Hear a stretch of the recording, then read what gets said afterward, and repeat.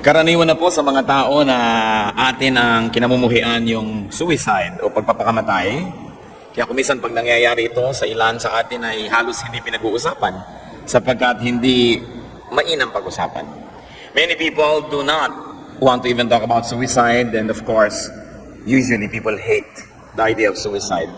But many people commit suicide unconsciously by worrying. Suicide means ending one's own life. But there are many forms of suicidal actions, and to take life away from life. Kung alisan natin ang kulay ng buhay, ng siglaang buhay, ay para na rin tayong nagpakamatay. Ang isa pong sinabi ng Panginoon na talagang lagi kong inaalala, napakahalagang alalahanin, sinabi sa John 10:10, I have come that they may have life and have it to the full. Ang intensyon ng Diyos, ang intensyon po ng Panginoon sa atin ay magkaroon tayo ng buhay at isang punong-punong buhay, buhay na masagana, masaya, makulay, makabuluhan. Subalit, sa pandaraya ng kaaway at kumisan sa ating pagpapabaya, hindi natin alam, tayo na mismo ang kumikitil sa sarili nating buhay. Ang ating pong pamagat ng pag-aaral ngayon, do not kill yourself with worry. Heavenly Father, we thank you for your goodness, for your kindness, and never-ending mercies. Thank you for your grace. Napasasako kami sa inyo, Panginoon, at nais namin kayo maging tunay na tagapagsalita. Lukuban niyo kami ng inyong kapangyarihan, buksan niyo po ang aming mga mata, ang aming tainga, at matanggap namin ang katuruan niyo sa araw na ito. Hinihiling po namin, Panginoon, ang isang mapayapang puso. Patuloy niyo po kaming linisin, at kung may bahid ng kasalanan na nababakas niyo pa sa aming puso, inihingi po namin ang tawad. Alang-alang, Ama, sa dugong itinigis ang iyong anak na si Jesus. Cleanse us, make us whole, enable us to understand you. Bring us to a higher level of spirituality. And we pray that as we ponder your word, you will protect us from lies, from half-truths, from deceptions of the evil one. And Lord, even as we're gathered here, we ask that you protect us from malicious intentions of spirits and even of people. And we pray that the same protection may be upon our loved ones who are not here with us right now. Lord, let your protective mantle be over our heads. Sumisilong po kami sa inyong kapangyarihan, sa inyong awa at sa inyong habag. Mangusap po kayo. Marapatin yung tungtungan ng inyong pang, inyong lingkod. Maitaas namin ang inyong pangalan. At kami naman, Panginoon, tumanggap na yung pagpapala. Kayo po ang maging tagapagsalita. Gamitin niyo lang po ang inyong lingkod. Dalangin namin ito, may pasalamat sa pangalan ng Panginoong Jesus. Ang Panginoon po ay nagturo sa kanyang mga disipulo ng napakamaraming mahalagang bagay. Sa katunayan, kung meron lang tayong kaunting panahon na nalalabi para pag-aralan ng Biblia, napakagandang pag-aralan ng 3 chapters na Matthew 5, 6, and 7. Yung pong tinatawag na Sermon on the Mount. Akala po ng marami ay napakaraming tagapakinig ng Panginoon noon na nagsalita siya sa bundok at napakaraming angaw-angaw na taong nakikinig. Subalit malinaw po ang sinabi sa Scripture, maraming tao ang ginawa ng Panginoon, iniipon niya yung kanyang mga disipulo at sa isang sulok ay tinuruan niya. Sa makatuwid, ang primary audience ng Sermon on the Mount were the disciples of the Lord themselves. Hindi mga unbelievers, hindi mga kung sino lang, kundi mga disciples. At dahil dyan, mahalaga po na tisiya sa atin tayong nagsasabing Kristiyano na tayo, meron na tayong maturity, meron na tayong position sometimes in the church. Ano po ba ang sinasabi ng Panginoon tungkol sa pag-aalala? Matthew 5, 1-2, Now when he saw the crowds, he went up on a mountainside and sat down. His disciples came to him, and he began to teach them. Matthew 6, 25-27. Therefore I tell you, do not worry about your life, what you will eat or drink, or about your body, what you will wear. Is not life more important than food, and the body more important than clothes? Look at the birds of the air. They do not sow or reap or store away in barns, and yet your heavenly Father feeds them. Are you not much more valuable than they? Who of you, by worrying, can add a single hour to his life? What is the teaching here? Do not worry about your life. Do not worry about your existence, your survival. Don't worry about the very basics. Huwag daw pong mag-alala. Huwag matakot. Huwag lagi nang magkaroon ng agam-agam tungkol sa ating buhay. Anong kakainin ko? May kakainin pa ba ako? Anong iinumin natin? Nauubos na daw yata ang fresh water supply ng planeta.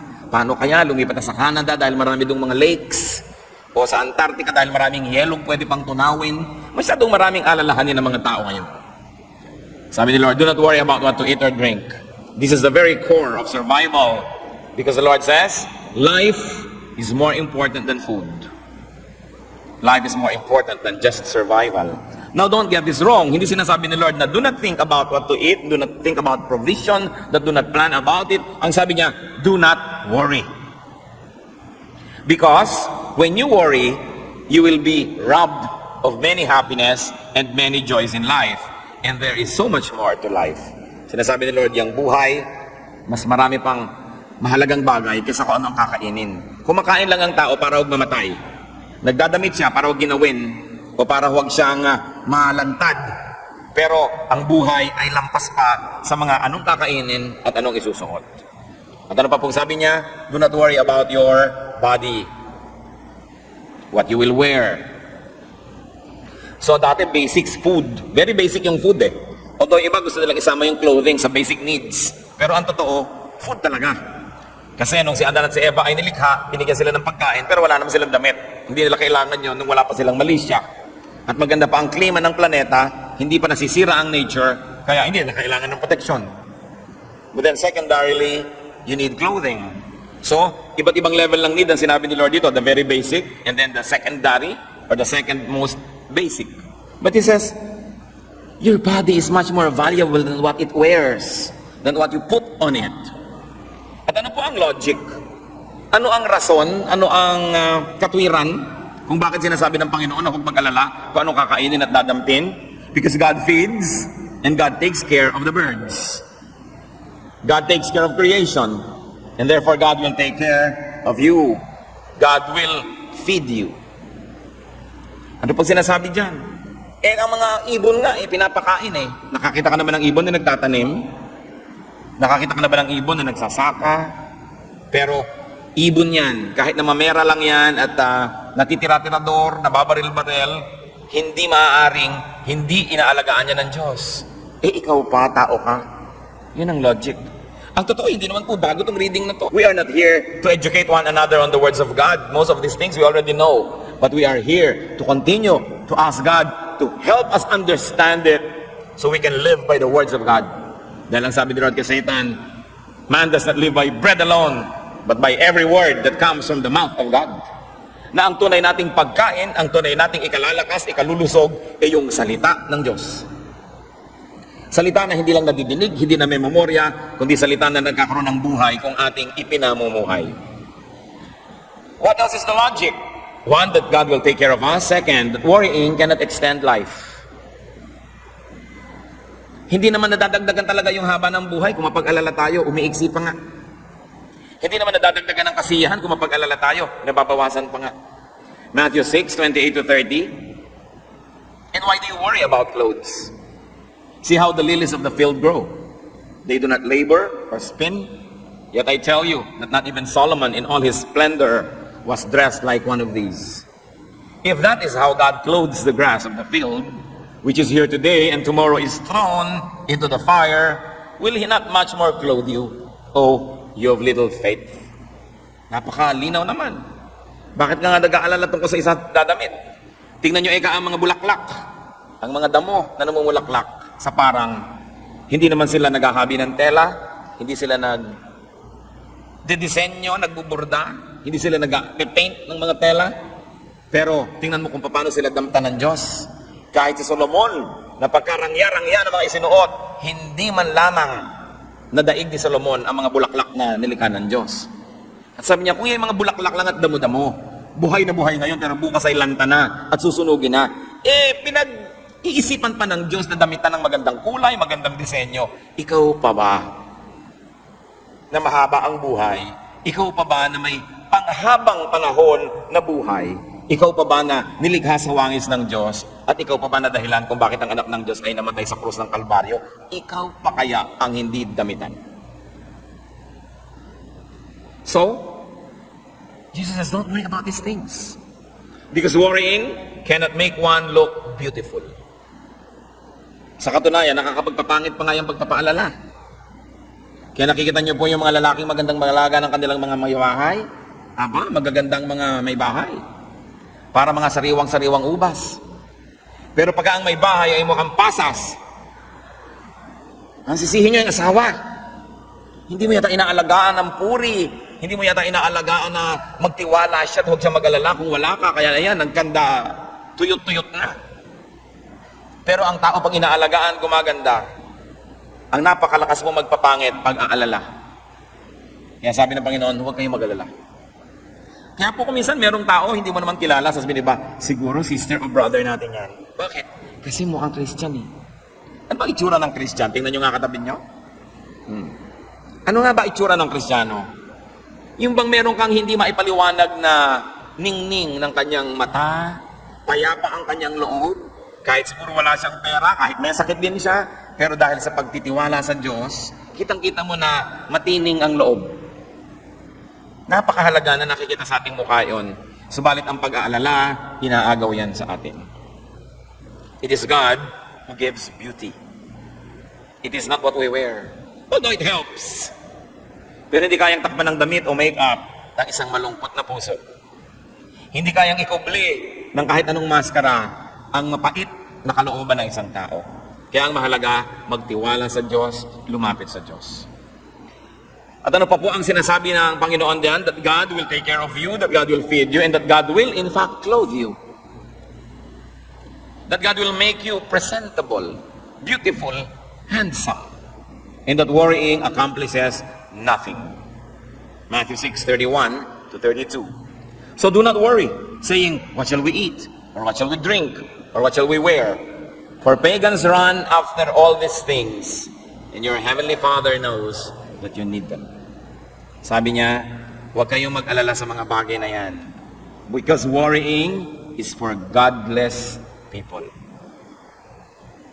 Sabi niya, this is for pagans. Ang pag-alala, hindi bagay sa mga anak ng Diyos. Bagay lang ito sa mga pagano na hindi nakakakilala sa totoong Diyos. Bagay lang ito sa mga tao na tumatawag sa mga Diyos-Diyosan. Bagay lang ito sa mga tao na hindi kilala ang kanilang Diyos. Pero sabi, kung anak kayo ng Diyos, hindi bagay sa inyo ang mag-alala. Parang wala naman kayo Diyos. Parang wala tayong Ama sa langit. Parang wala tayong tagapagligtas. Parang walang banal na espiritu na umaalo sa ating mga lumbay, na sumasama sa ating mga pag-iisa. Kaya ang anak ng Diyos ay talagang hindi nag-iisa kahit kailanman, sapagkat ang Diyos ay tumatahan na sa ating puso, hindi lang doon sa templo sa Israel, hindi lang sa mga templong gawa ng kamay, kundi sa puso ng mananampalataya. Kaya sabi, bakit ka mag-aalala? Nakita niyo po ang pinakamalaking redemption plan, ang pinakamalaking rescue plan in all human history, in all cosmic history, that God became a man to save us from sin. Ideya ba natin yon? Tayo ba ang nagsabi sa Diyos na, Diyos, magkatawang tao naman kayo, akuin niyo lahat ng aking mga kasalanan, akuin niyo lahat ng aking mga kakulangan, at yung lahat ng kaparusahang dapat kong tanggapin, pakitanggap niyo nga, at pagkatapos sa matanggap niyo yon, pakibigay niyo sa akin na inyong kabanalan, para kami ang maging banal, at kayong maparusahan, para kami maligtas, bayaran niyo nga lahat ng utang namin. Ideya ba natin yan? Hindi. Yan po ay pakana ng Diyos. Ideya ng Diyos. At kung ang Diyos ay nag-isip na siya ay magkakatawang tao para bayaran ang ating mga kasalanan, kailangan pa ba natin siyang himukin na maging mabuti? Kailangan pa ba natin siyang himukin na magbigay ng pagkain, magbigay ng mga kailangan natin? Kung ang kanyang buhay ay ibinigay na niya sa atin. Kaya napakasimpleng bagay ito. Hindi na natin hinahangad na magkaroon pa tayo ng napaka-sophisticated na pag-aaral ngayon. Balikan lang natin kung ano yung simple, unawain ito, namnamin at ipamuhay, at napakalaki ng bigat na mawawala na ating mga dala-dala araw-araw. Mga alalahanin, mga pag-iisip. What are the steps to freedom from worry? Salamat na lamang at hindi lang sinabi ng Panginoon na huwag kayong mag-alala. Tapos pinigilan na niya. Itinuro niya kung paano masusunod ang kanyang utos na huwag mag-alala. Sapagkat utos din ang ibinigay niya. Matthew 6:33 to 34.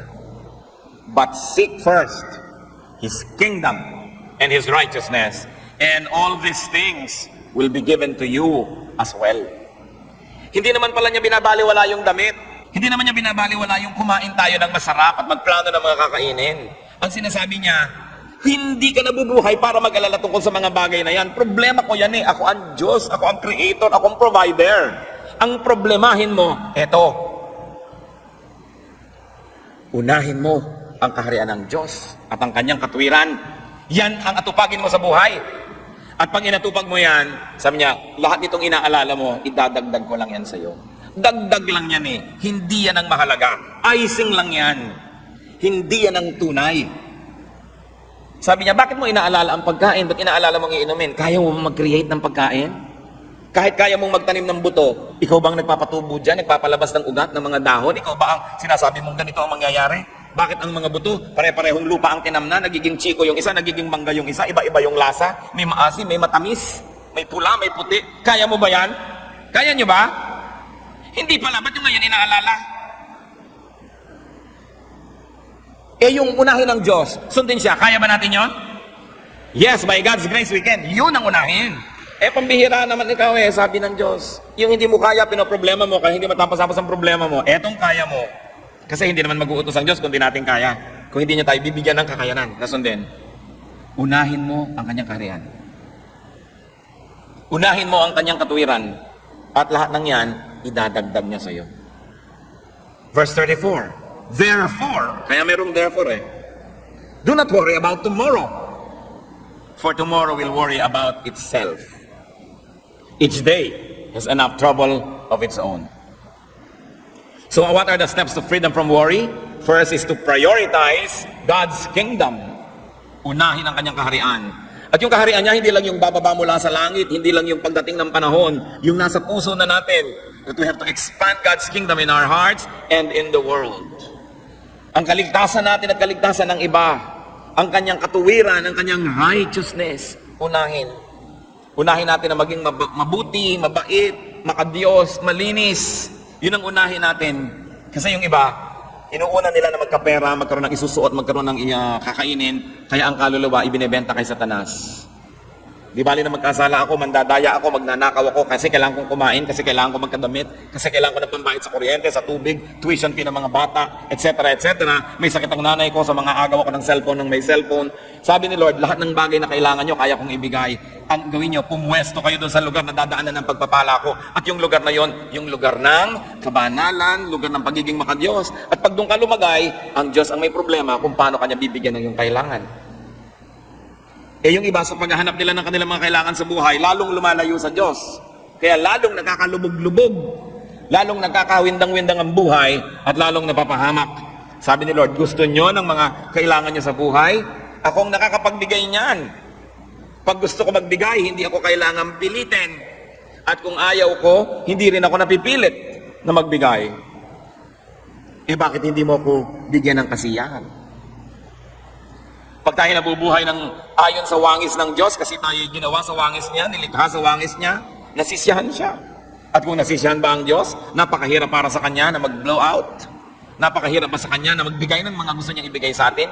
Kaya ang dapat nating unahin, masiyahan ang Diyos sa ating pag-iisip, pananalita at pamumuhay.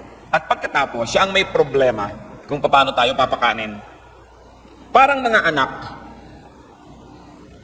pinag-aaral ka ng magulang mo, ang problemahin mo, mag-aaral kang mabuti, ipasa mo ang iyong mga subjects, huwag kang mag-drugs, huwag kang mag-premarital sex, huwag kang nobyo-nobyo agad ang inaasikaso.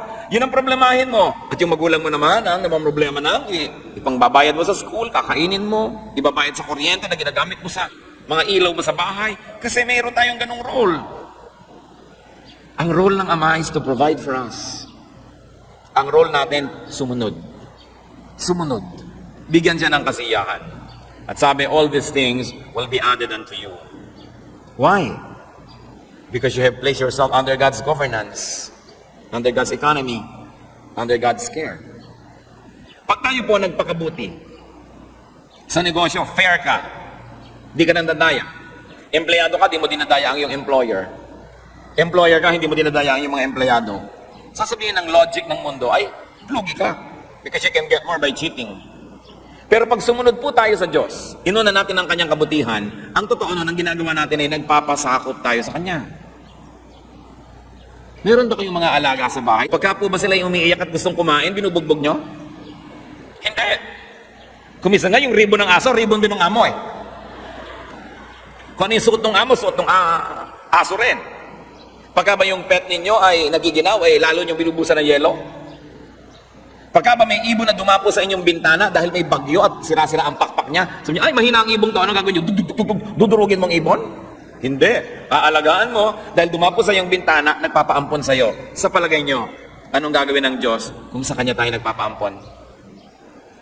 Kakawawain ba tayo? Dahil sumusunod ka sa akin, masyadong honest ka sa negosyo, pues malulugi ka. Ganun kaya yon? Dahil hindi ka nandadaya, hindi mo ginagaya yung ginagawa ng iba na mabilis kumita, lagot ka, kawawa ka sa akin. Yun kaya ang gagawin ng Diyos? Hindi. Kung inaalagaan natin ang mga hayop, maski tayo'y tao at taong makasalanan, marunong tayo mag-alaga ng mga nagpapaampon sa atin, nagpapakupkop at nagpapaalaga. Diyos pa kaya ang hindi mag-alaga sa nagpapakupkop sa Kanya. Kaya ang dapat nating unahin sa buhay, to surrender to God, to seek God's protection, and to live by God's decrees. Because God is an infinitely better, in fact, He is the best keeper. Hindi ka pwedeng malugi dahil sumunod ka sa Diyos. How else do you step away from worry?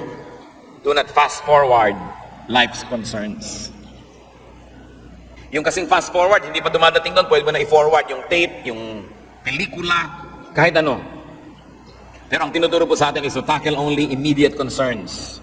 Because today's grace is good only for today's needs. Tomorrow's troubles will be allotted God's grace tomorrow. Do not extend God's grace for today to tomorrow's issues. Ano po ang katuruan ng Panginoon? Binibigyan kita ng lakas para sa mga ipinapagawa ko sa iyo ngayon. Binibigyan kita ng kakayahan para sa mga dapat mong magawa ngayon. Kaya ka nang hihina. Yung ibinibigay ko sa yung lakas na pang ngayon, fast forward mo na sa problema bukas, sa problema sa Miyerkules, sa problema sa next month, sa next year. Kaya yung lakas na pang ngayon, dapat sana'y sapat, kinakapos, kasi konti na lang itinitira mo, iminumudmud mo na doon sa mga problemang di pa dumarating. Matthew 6:11, ang turo niya, give us today our daily bread. Kung ano lang po ang kailangan ko ngayon, yun lang po ang ibigay niyo sa akin. Nakita niyo po itong nagpaulan ng mana o tinapay mula sa langit ang Diyos? Ang bilin niya sa mga tao, ipunin niyo lang yung kailangan niyo para sa araw na to. Yung iba hindi nagtitiwala. Sabi, ay naku, baka hindi na umulan bukas, baka wala ng mana bukas, be wise. So ang ginawa nila, nag-ipon sila ng higit sa kanilang kailangan, nakita nila, biglang inuod, nabulok. At sabi ng Diyos, bakit may mga nabubulok na mga mana sa inyong mga tent? Kasi kumuha kami ng pambukas Di ba sabi ko na nga, kunin nyo lang yung pang ngayon. Paano kung bukas, wala kayo dyan? Actually, maraming tao, ganun ngayon ang trato sa Diyos. They spend today's energies for tomorrow's worries. Therefore, it is not enough for tomorrow's worries because it has to share with today's needs. And today's needs don't get enough energy because it shares with tomorrow's needs. Lamentations 3:22-23. Because of the Lord's great love, we are not consumed. For His compassions never fail. They are new every morning. Great is your faithfulness. Sabi, hindi tayo nalilipol, hindi tayo nauubos dahil sa pag-ibig ng Diyos na di nagmamaliw. Ang kanyang pag-ibig ay bago ng bago, araw-araw. Kung tayo po'y lagi mag-aalala, ano mangyayari sa atin? Magiging duwag tayo. Hindi natin magagawa ang mga ipinagagawa sa atin ng Diyos. Paliliitin natin ang paliliitin ang ating ginagawa. Sigun lamang at bagay lamang dun sa maliit na ating pananaw at sa maliit na pananampalataya. Meron bang himala? Meron.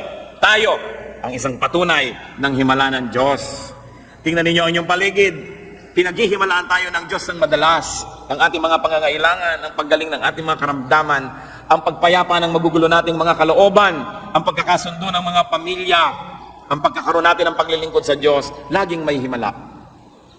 At ang mahalaga, kasama tayo sa himala na yun. Sa pag-aaral po ng mga salitang ito, napakahalaga nating limiin. The Lord did not say, do not think or plan. Ang sabi niya, do not worry. So it's good to think, it's good to plan, but not to the point of worrying. Plan, but do not worry, especially about results. You do not plant a seed and dig it to see if it's growing. Just keep planting and trust the God of harvests who will make it grow. James 4:13-15. Now listen, you who say, today or tomorrow we will go to this city or that city. Spend a year there, carry on business, and make money. Why? You do not even know what will happen tomorrow. What is your life? you are a mist that appears for a little while and then vanishes. Instead, you ought to say, if it is the Lord's will, we will live and do this or that. Huwag na po tayo maging pangahas at mayabang na sabihin, itong plano natin bukas, itong plano natin next week, itong plano natin next year. Sabi niya, hindi nyo alam kung bukas ay buhay pa kayo. Isa lang kayong asap, isa lang kayong usok, isa lang kayong vapor. Nandyan ngayon, subalit mamaya ay wala na. Marapat daw sabihin, kung loloobin ng Diyos at buhay pa tayo at kinakasihan ang kanyang pagpapala, itong gagawin natin sa susunod na araw, sa susunod na linggo, sa susunod na buwan. Anong ibig sabihin? Yung ngayon ang harapin. Yung pangangailangan natin ngayon, nandyan ang sagot ng Diyos. Maraming mga tao are on maintenance medication. Kaya lalong lumalala, iniisip, saan kaya ako kukuha ng pambili ng gamot next month? Next year? Kinukwenta yung buong halaga ng gamot ay inumin niya 1 taon, kaya tuloy siya ay parang halos igupo ng kanyang mga numbers. Pero kung ngayon, binibigyan ka ng Panginoon ang gamot mo para ngayon, magpasalamat ka, magpakabuti ka, gawin mong dapat, at bukas, nandun uli ang Diyos. Huwag mag-alala. Bagamat mabuti magplano. Mabuti na nag-iisip. Subalit matapos mag-isipan at planuhin, ipasa Diyos, at huwag alalahanin. Gawin lang ang pinakakayang gawin, do what is best, and leave the rest up to God. Dapat din naman kasi may plano. Sabi sa Luke 14:28, suppose one of you wants to build a tower. Will he not first sit down and estimate the cost to see if he has enough money to complete it? So God is not against planning. But God says, don't worry. Life is more important than food. Life is more important than livelihood. Marami pong tao may hanap buhay. Dapat naman. Pero yan ay paghahanap lang ng ikakabuhay. Huwag mabuhay para maghanap. Huwag mabuhay lang para maghanap buhay. Dapat naghahanap buhay tayo para tayo may kainin, para may isuot. At kung may lakas na ang ating katawan, may damit ng ating katawan, naghahanap na tayo ng magagawa para sa kaharian ng Diyos. Kasi tayo nabubuhay para palawakin ang kaharian ng Diyos. Hindi tayo nabubuhay para maghanap buhay. Naghahanap buhay tayo para tayo may kitain at para tayo may maitulong sa gawain ng Panginoon. Pero hindi tayo nabubuhay para lang maghanap buhay. The Christian's life must revolve around God, around God's kingdom and God's righteousness. Therefore, the Christian's life must revolve around the church. Why? Because Colossians 1:18 says, Christ is the head of his body, the church. If the body of Christ is the church, then the church is the highest institution. The church is the most important institution. Therefore, our lives must be dedicated to the works, to the needs, and to the expansion of the church. If you believe that Christ is the head of the church and that He loves the church. Ang pagiging Kristiyano po hindi lang panglinggo. Kailangan umiinog ang buhay natin sa church ng Panginoon. Sandali lang tayo sa mundo, nakikiraan lang tayo rito. Ang tunay nating sasapitin ay ang presensya ng Panginoon. At marapat lang na pag humarap tayo sa Kanya, meron tayong maisulit at maialay sa Kanyang paanan. Ang ating mga paglilingkod, ang mga nagawa natin, bunsod na rin at tulong na rin ang mga ibinigay niya sa atin. Maghanap buhay para may kainin at damitin at para makapaghandog sa Diyos. Subalit kung hanap buhay lang ang ginagawa natin at wala nang iba, hindi tayo nilikha ng Diyos para maghanap buhay. Nilikha niya tayo, anong sabi sa Bible? To do the good works that He has prepared in advance for us to do. Bawat isang tao may itinakda ang Panginoon. Ito ang mga dapat mangyari sa kanyang lifetime. Ito ang mga dapat niyang matupad. Ito ang dapat na makamit. Kaya tingnan po natin anong kalooban ng Diyos para sa atin.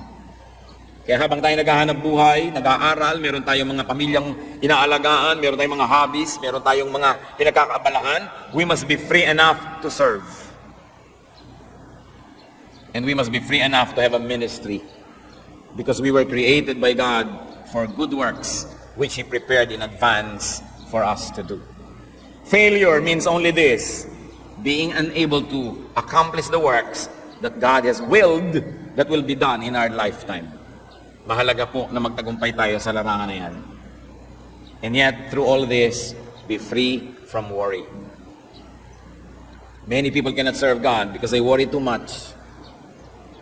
They worry, hindi ko yata kayang gawin, wala yata akong kayanan, wala na yata akong oras, hindi ko na yata kayang gawin. Gawin ninyo at sa kanyo mapapatunayan. Sabi ni Lord, do this. And all the things you think about will be added unto you.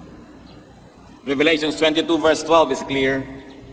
Ang sabi ng Panginoon sa kanyang pagharap sa mga taong humarap sa Kanya sa huling paghuhukom, I will give to everyone according to what he has done. Hindi sinabing, I will give to everyone according to what he has believed. Sabi, I will give to everyone according to what he has done. That's why we have to deal with worry so we can do more. The body is more important than clothes. So devote more resources to what enters the body. Halimbawa, food, medication, than to what is draped on it. Kung atin pong nanamnamin na sinasabi ng verse, mas mahalaga daw po yung katawan kaysa sa dinadamit nito. Gaano kalaki sa inyong budget ang napupunta sa damit at gaano kalaki ang napupunta sa mga vitamins, sa mga good natural foods, sa pag-aalaga ng ating katawan. Baka mas malaki pa ang ginagasto sa dermatologist para lang sa napakanipis na balat dito kaysa doon sa inyong atay na naninilaw na pala, hindi inaasikaso dahil hindi kita. Gano'ng karami ang ginagastos natin sa mga alahas, sa mga panglabas, para ayusin lang yung katawan, kesa palusugin yung loob. The Christian should value the body more than the clothing that is draped on it. Ngayon, kung maraming masyado kayong mga pagpapala, di pagandahin nyo rin, maayos, pero unahin kung ano ang pumapasok sa ating katawan. Huwag kayong maniwala na ang buhok ay kumakain. Kasi pinapakain na ngayon ng buhok, kumakain ng bitabina ang buhok, kumakain ng kung ano-anong mga elements ang buhok. Advertising lang yan. Walang bibig yung buhok at wala siyang digestive system. Kailangan kainin ninyo para lumabas dun sa buhok. Napakahalagang isipin, palusugin ang katawan. Gusto ko po kayong i-challenge mga kapatid, i-review nyo ang inyong family budget at personal budget, lalo yung mga yapis. Gano'ng kalaking pera ang napupunta sa load, sa mga text na yan, at gaano karami yung napupunta sa loob ng ating katawan na pinalulusog natin, pinalalakas natin ang ating katawan. Many people kill themselves to have money. And when they have money, they spend it all just to get well. Kaya ang mahalaga, unahin ang lusog ng katawan. But remember, the Lord did not say neglect your looks. He just said, do not worry about appearances more than you worry about righteousness or what's inside. Matthew 6:33, but seek first His kingdom and His righteousness, and all these things will be given to you as well. Memoryahin po natin yung Matthew 6:33. Kailangan pa bang i-memorize yan? Yes. Matthew 6:33. But seek first, tayong sabay-sabay, but seek first His kingdom and His righteousness, and all these things will be given to you as well. Do not worry. Seek God's kingdom and righteousness. And remember who you are. Who are you? You are God's child. So you pray to your Father who listens and take care of seeking God's kingdom and righteousness, and God will take care of everything else. Salamat, Panginoon, sa inyong mga paalala. Kung meron po sa amin dito mga mapag-alala, nervyoso, lagi na lang nag-iisip, anong kakainin, magkakapera kaya, pati isusuot sa burol, pinoproblema, ano kaya ang itsura ko, saan kaya ako ililibing, anong kulay ng ataol ko. Ituro niyo po sa amin, Panginoon, kung anong tunay na mahalagang isipin. At yun ay kayo na rin na nagsabi, unahin ang inyong kaharian. Unahin ang inyong kabutihan, ang inyong katwiran, at idadagdag nyo ang lahat ng ito sa amin. Ilang beses na naming nabasa ito, nadinig. Panginoon, narito po ang aming mga puso. Hinihiling namin na hipuin ninyo at tablan kami ng mga salitang ito. Higit noon pa man. Mas lumalim ang ugat nito at mas maunawa namin at magkaroon kami ng personal application nito sa aming buhay. Mga kapatid, sa ilang saglit ng katahimikan, isipin natin at hilingin natin sa Panginoon, Lord, ano po ang personal na mensahe niyo sa akin? Pinagsalusaluhan namin lahat ng mga salitang ito, pero ano po ang para sa akin talaga? Ituro niyo po. Buksan natin ang ating puso at nang kausapin tayo ng Diyos.